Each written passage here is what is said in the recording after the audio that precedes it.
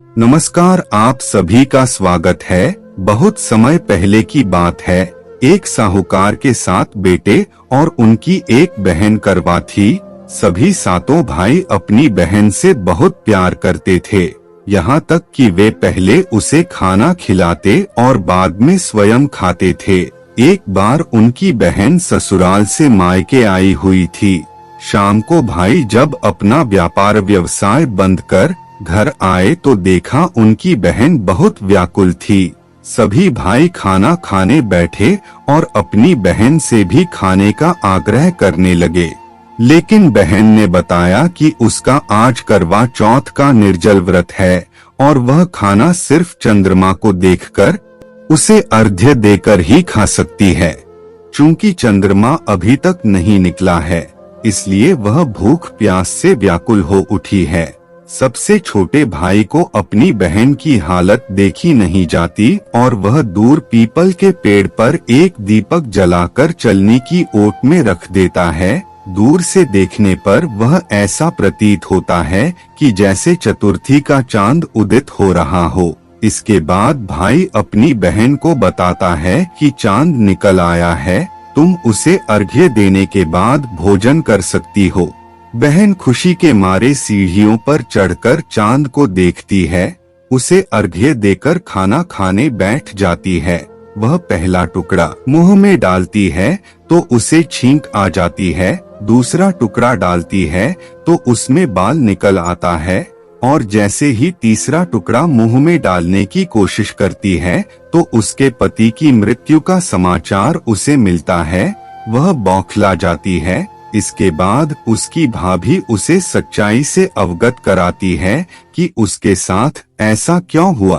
करवा चौथ का व्रत गलत तरीके से टूटने के कारण देवता उससे नाराज हो गए हैं और उन्होंने ऐसा किया है।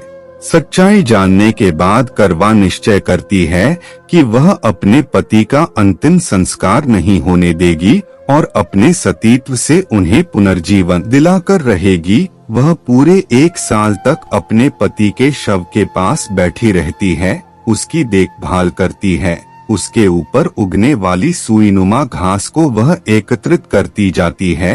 1 साल बाद फिर करवा चौथ का दिन आता है। उसकी सभी भाभियां करवा चौथ का व्रत रखती हैं। जब भाभियां उससे आशीर्वाद लेने आती हैं, तो वह प्रत्येक भाभी से यम सुई ले लो, ये सुई दे दो, मुझे भी अपनी जैसी सुहागिन बना दो, ऐसा आग्रह करती है।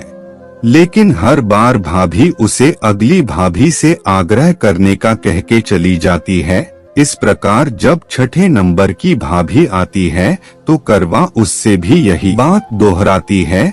यह भाभी उसे बताती है कि चूंकि सबसे छोटे भाई की वजह से उसका व्रत टूटा था, अतः उसकी पत्नी में ही वह शक्ति है कि वह तुम्हारे पति को दोबारा जीवित कर सकती है।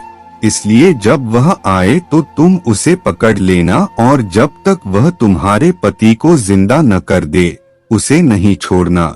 ऐसा कहकर वह चली जाती है। सबसे अंत में छोटी भाभी आती है। करवा उनसे भी सुहागिन बनने का आग्रह करती है, लेकिन वह टालमटोली करने लगती है।